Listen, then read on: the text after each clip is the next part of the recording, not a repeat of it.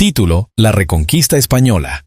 El rey iba tan desmayado que sentido no tenía. Iba tan tinto de sangre que una brasa parecía. Ayer era rey de España, hoy no lo soy de una villa. Ayer, villas y castillos, hoy, ninguno poseía. Romance de Don Rodrigo. En el 711 las huestes musulmanas cruzaron el estrecho de Gibraltar y emprendieron la conquista del reino visigodo. En unos pocos años se hicieron dueños de toda la península ibérica, excepto los más remotos rincones de Galicia y Asturias, que no fueron conquistados, no porque los musulmanes no pudieran hacerlo o porque hubiera en ellos fuertes núcleos de resistencia, sino porque el reino de los francos, allende los Pirineos, era más apetecible. Cuando los invasores fueron derrotados por Carlos Martel en el 732, su primer ímpetu conquistador había pasado, y por tanto, los pequeños centros cristianos del norte del país pudieron conservar su independencia. Fue de aquellos núcleos que partió la reconquista del sector occidental del país, mientras que la de las zonas orientales tuvo lugar con el apoyo de los francos. Título: Los primeros siglos. Aunque la leyenda posterior ha hecho aparecer los 8 siglos que transcurrieron entre la caída del reino visigodo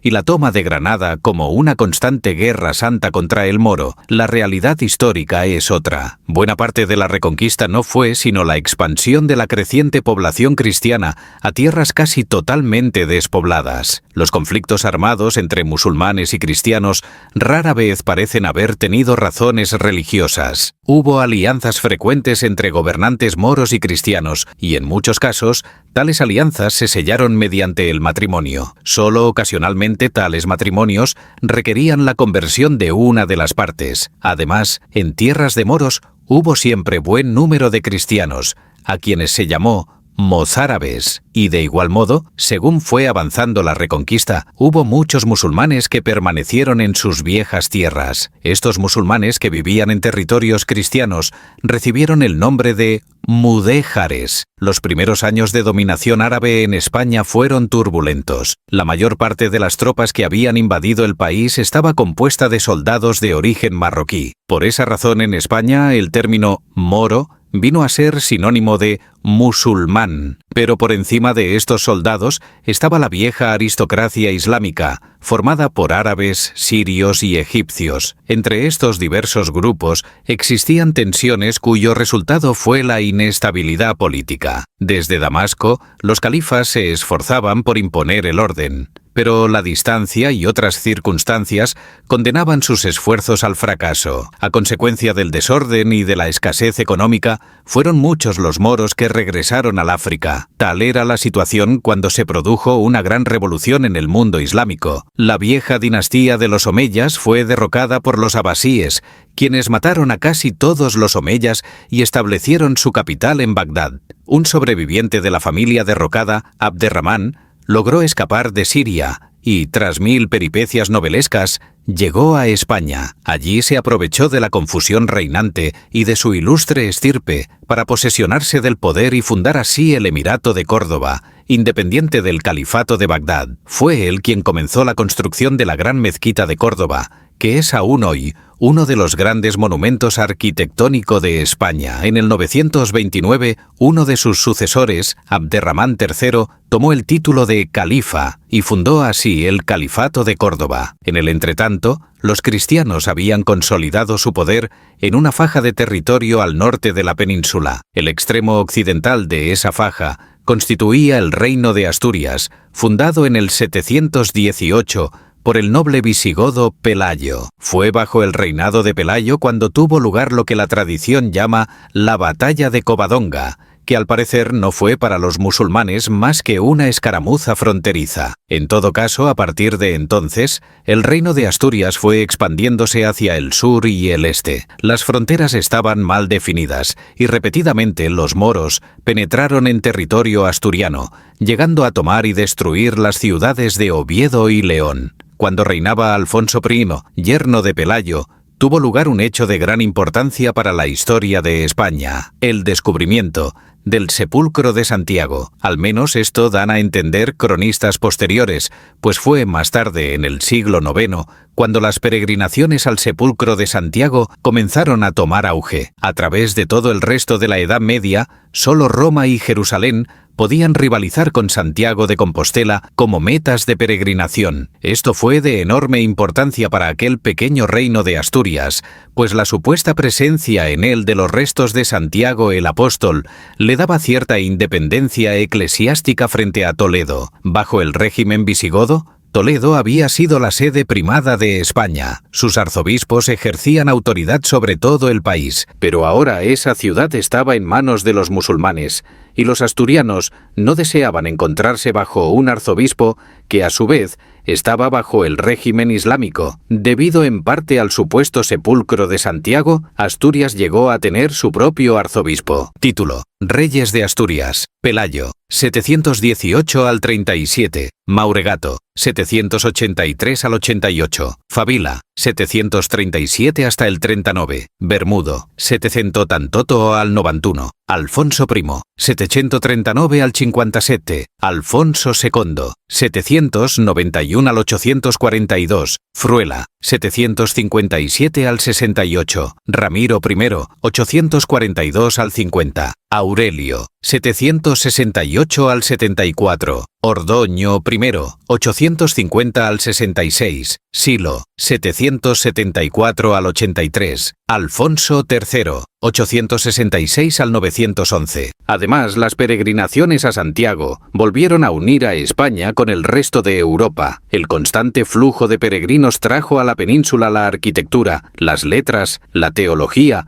y las órdenes monásticas de los países allende los Pirineos. El Camino de Santiago, conocido a veces sencillamente como el Camino, fue la arteria que mantuvo vivos a los pequeños reinos cristianos que, de otro modo, habrían quedado aislados del resto de la cristiandad. La leyenda posterior está convencida de que la Reconquista pudo llevarse a cabo gracias a la intenición milagrosa de Santiago. Símbolo de ello es la supuesta batalla de Clavijo, donde se dice que el apóstol descendió del cielo en brioso corcel y dirigió a los cristianos en una gran victoria sobre los moros. De ahí el nombre de Santiago Matamoros. Todo esto no es más que fábula pía, pero lo que sí es cierto es que las peregrinaciones a Compostela, a donde acudían devotos de los más remotos rincones de Europa, fueron uno de los principales factores que dieron origen a la España de hoy. La expansión del reino de Asturias fue tal que García I, hijo y sucesor de Alfonso III, se trasladó a León. A partir de entonces, lo que es hoy Galicia, Asturias, León y parte de Castilla perteneció a este nuevo reino de León, cuyos soberanos pronto tomaron el título de emperadores, en contraposición al título igualmente universal de califas, tomado por Abderramán III y sus sucesores. La zona de Castilla recibía ese nombre por los muchos castillos que en ella fue necesario construir. Se trataba de una región fronteriza y escasamente poblada. Para asegurar su posesión, los reyes de León facilitaron la construcción en ella de castillos y estimularon la migración hacia ella al otorgar fueros o derechos especiales a quienes se establecieran allí. El resultado fue que pronto los castellanos comenzaron a mostrar su espíritu insumiso. Bajo Fernán González, personaje histórico a quien la leyenda ha atribuido toda suerte de hechos, el condado de Castilla se hizo independiente, aun cuando no cabe duda de que Fernán González fue un gran personaje y el fundador de la grandeza posterior de Castilla. Sus principales luchas no fueron contra los moros, sino contra los soberanos de León y de Navarra. Una vez más, el proceso de reconquista no se basó sobre un gran sentimiento de que el gran enemigo era el poderío islámico, sino sobre la fuerza expansiva del condado de Castilla. Mientras todo esto sucedía en Asturias, León y Castilla, otro reino cristiano había aparecido más al este, el de Navarra. Al principio no hubo allí más que otro foco de resistencia contra el invasor musulmán, y por ello, la historia de aquellos primeros años resulta incierta. Pero a principios del siglo X, con Sancho I, el reino de Navarra aparece en la historia de España como una región que, sin lograr conquistar grandes territorios de los moros, se vuelve, sin embargo, una potencia debido a toda una compleja serie de enlaces matrimoniales, al contacto con los francos y a sus armas, que se imponen sobre otros territorios cristianos. En el año 1000 subió al trono de Navarra Sancho III el Mayor, quien logró reunir bajo su gobierno, además, Castilla, Aragón y varios otros territorios que antes habían pertenecido a los francos. A su muerte, Navarra, Castilla y Aragón se dividieron entre 3 de sus hijos, cada uno con el título de rey. Fue así como los condados de Aragón y Castilla pasaron a ser reinos. Título: Reyes de León. García I, 911 hasta 914. Ordoño. Segundo, 914 hasta 924. Fruela. Segundo, 924 hasta 925. Alfonso Froilaz. 925. Alfonso IV, 925 hasta 931. Ramiro II, 931 hasta 951. Ordoño III, 951 hasta 956. Sancho I, 956 hasta 958. Ordoño IV, 958 hasta 960. Sancho I, 958 hasta 966. Ramiro III, 966 hasta 984. Bermudo III, 1028 hasta 1037. Fernando I, rey de Castilla, desde 1035 hasta 1067. Título: Reyes de Castilla. Fernán González, 930 hasta 970. García Fernández, 970 hasta 995. Sancho García, 995 hasta 1017. García Sánchez, 1017 hasta 1029. Mayor, 1029 hasta 1035. Fernando I, rey de Castilla, 1035 hasta 1065. Pronto, Fernando el rey de Castilla se adueñó también de León, 1037, y después le declaró la guerra a su hermano García, quien gobernaba en Navarra. Este murió en el campo de batalla, y su reino se declaró vasallo de Fernando. Luego, por primera vez, todos los territorios cristianos desde Galicia hasta los Pirineos se encontraban unidos. Más al este, en Aragón, reinaba el hermano de Fernando, Ramiro, y todavía más al este, hacia la costa del Mediterráneo, se encontraban varios condados de origen franco, de los cuales el más importante era el de Barcelona. Fue entonces cuando la Reconquista cobró nuevas fuerzas. Título: La Reconquista después de la muerte de Almanzor.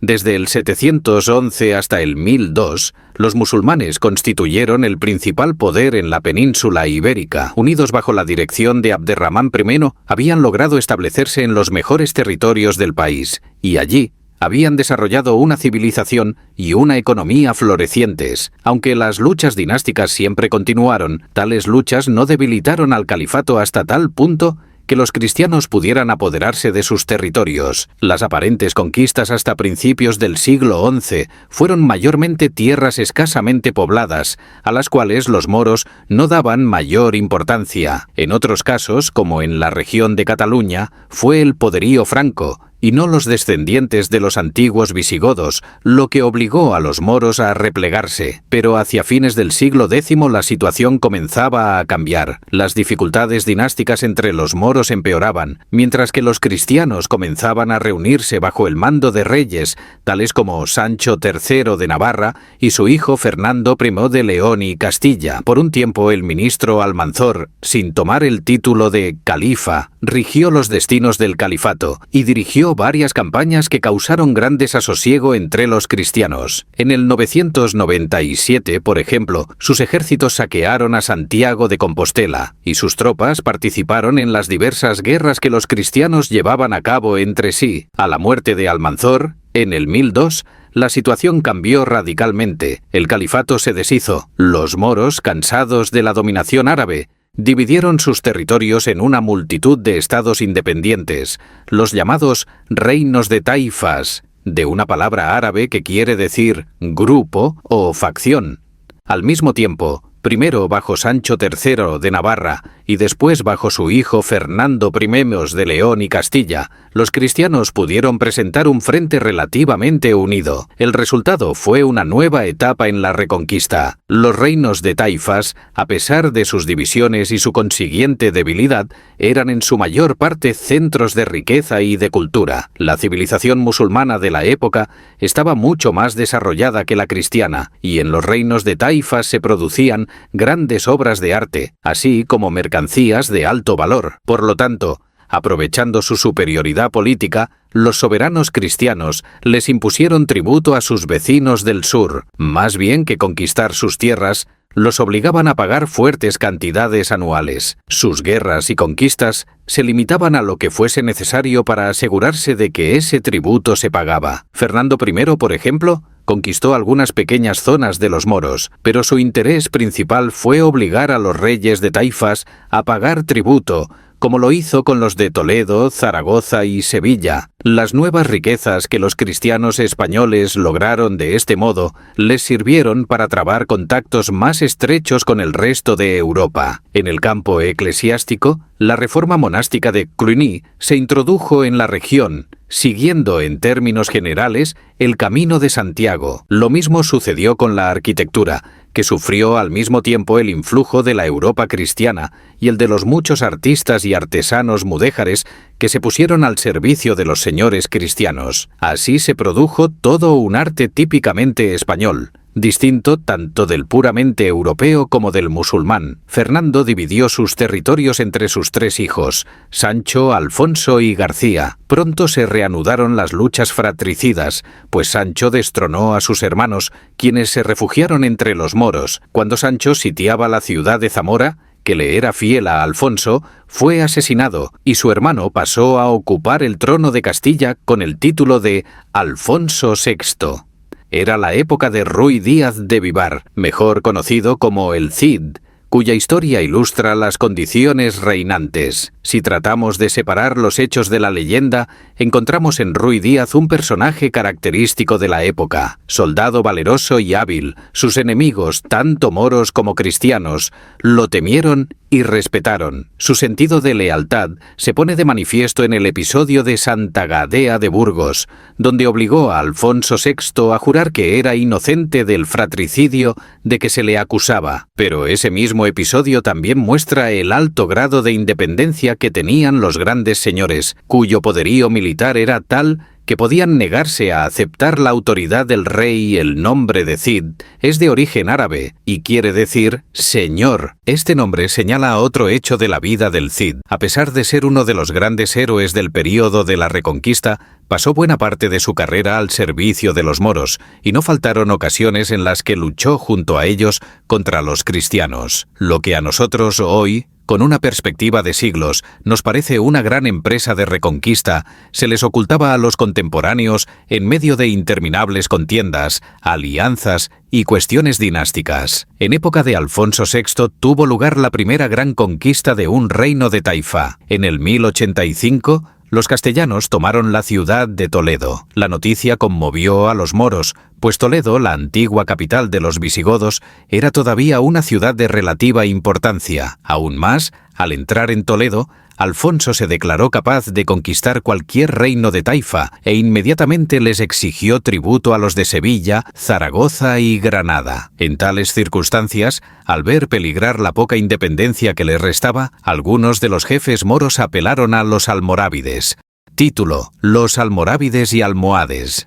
Mientras los territorios musulmanes en España habían estado bajo el dominio de los pequeños reinos de taifas, en el norte de África había surgido el movimiento de los almorávides. Estos, de origen bereber, habían logrado imponer su autoridad sobre Marruecos, Tunisia y buena parte del África Central, hasta el Senegal. Su islamismo era más fanático e intolerante que el de los regímenes anteriores, y sus conquistas tomaban el carácter de guerra santa. El rey moro de Sevilla apeló al jefe de estos almorávides, Yusuf, para que fuera a España a contener el avance de las tropas de Alfonso VI. Yusuf cruzó el estrecho de Gibraltar y en 1086, en la batalla de Zalaca, derrotó a los cristianos. Pero 2 años después los reyes moros se vieron obligados a pedir su ayuda de nuevo. Entonces Yusuf regresó a España y se dedicó no solo a contener el avance cristiano, sino también a conquistar los diversos reinos de taifas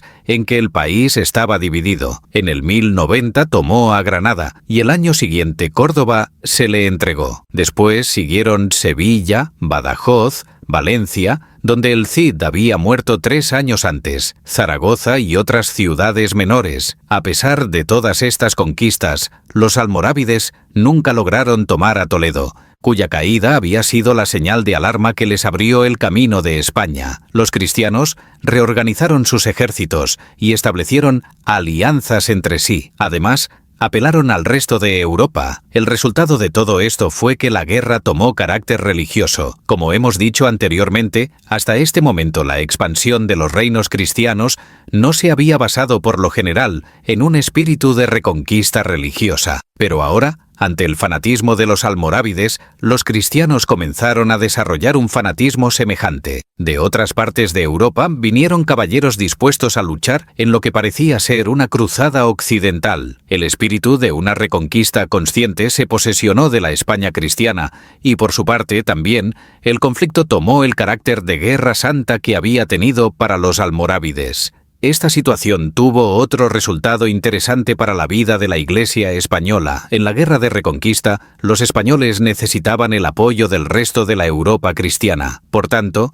se estrecharon los lazos con Francia y con Roma, y se dieron pasos para que la Iglesia de España se conformara al resto de la cristiandad occidental. Uno de estos pasos fue la creciente influencia de la reforma monástica de Cluny. Pronto la mayoría de los obispos siguió la inspiración cluniacense. El otro paso importante fue la creciente supresión de la liturgia mozárabe. Esta era en realidad la vieja liturgia u orden de culto que la Iglesia española había seguido desde antes de las conquistas musulmanas. Tras esas conquistas, los cristianos sometidos al régimen islámico continuaron utilizando la misma liturgia. Puesto que a esos cristianos se les llamaba mozárabes, pronto su orden de culto recibió el nombre de liturgia mozárabe. En las tierras reconquistadas por los cristianos se había continuado utilizando ese rito, que estaba profundamente arraigado entre el pueblo. Pero ahora, con las relaciones cada vez más estrechas con Roma, se tendió a suprimir ese orden de culto y a imponer el romano. Además del resentimiento que esto causó, hubo otra consecuencia menos inmediata, pero no menos notable. La liturgia mozárabe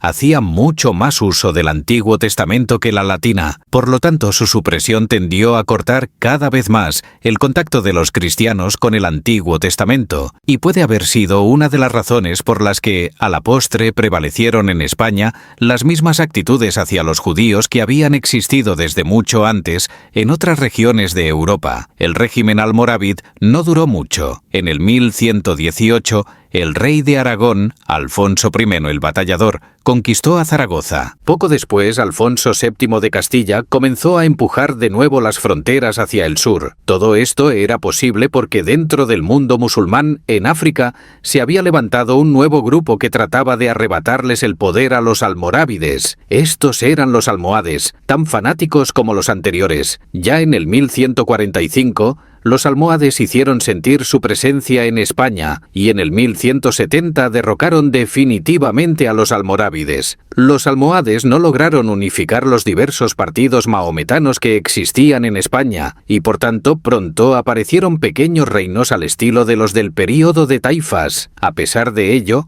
lograron derrotar en Alarcos a Alfonso y Casio de Castilla y los cristianos se vieron fuertemente presionados en diversos frentes. Pero el hecho de que la guerra se había vuelto una cuestión religiosa unió a los soberanos de León, Castilla, Navarra y León, que en la batalla de las Navas de Tolosa, en el 1212, derrotaron definitivamente a los almohades. A partir de entonces, la reconquista marchó rápidamente. En el 1230, los reinos de León y Castilla se unieron definitivamente bajo Fernando III. Este rey, conocido como San Fernando, tomó a Córdoba en el 1236 y a Sevilla en el 1248. Poco antes, entre el 1160 y el 1180, se habían fundado las grandes órdenes militares de Calatrava, Alcántara y Santiago, al estilo de las órdenes semejantes que ya hemos visto al tratar acerca de las cruzadas. Algunas de estas órdenes llegaron a ser poderosísimas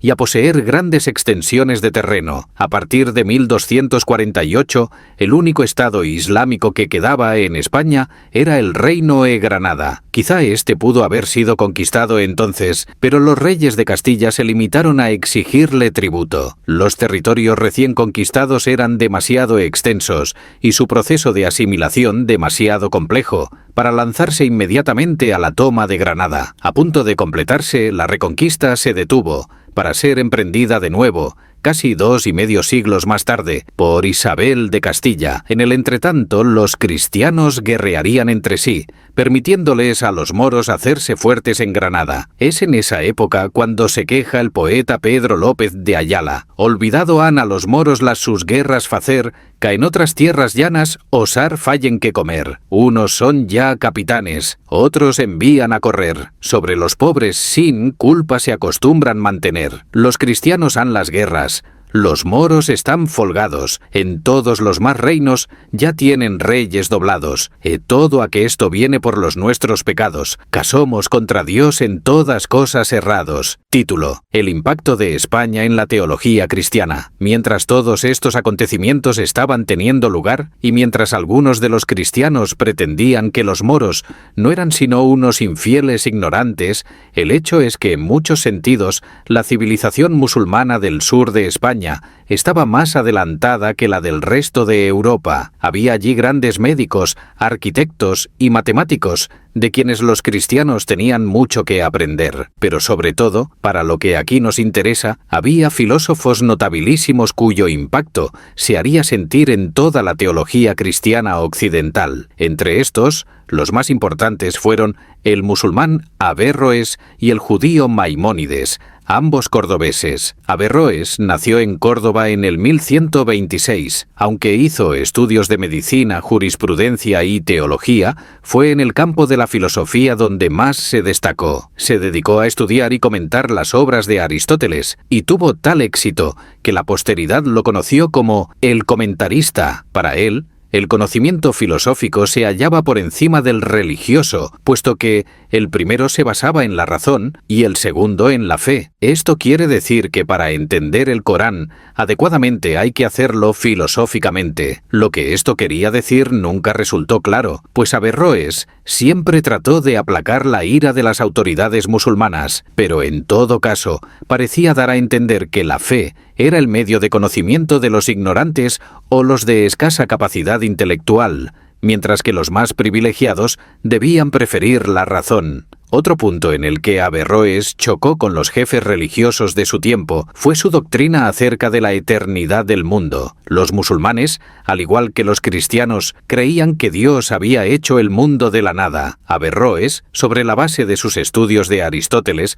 llegó a la conclusión de que la materia era eterna. También en lo que se refiere a la vida después de la muerte, Averroes difería de la ortodoxia mahometana. Para él, otra vez sobre la base de Aristóteles, todas las almas humanas, lo que él llama el intelecto activo, no son sino manifestaciones de una sola alma universal. Por tanto, cuando el individuo muere, su alma se reintegra a ese gran océano que es el alma universal. Maimónides era contemporáneo de Averroes, aunque pocos años más joven.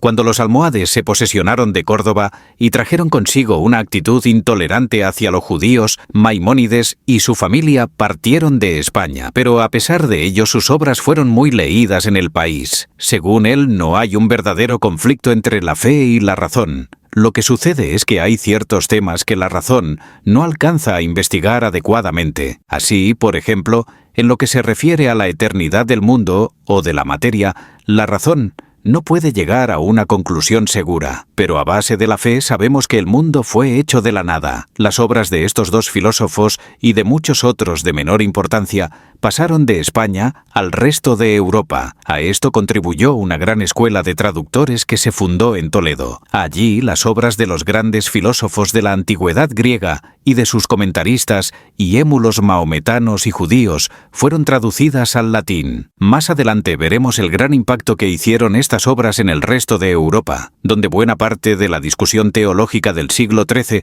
giró alrededor de ellas.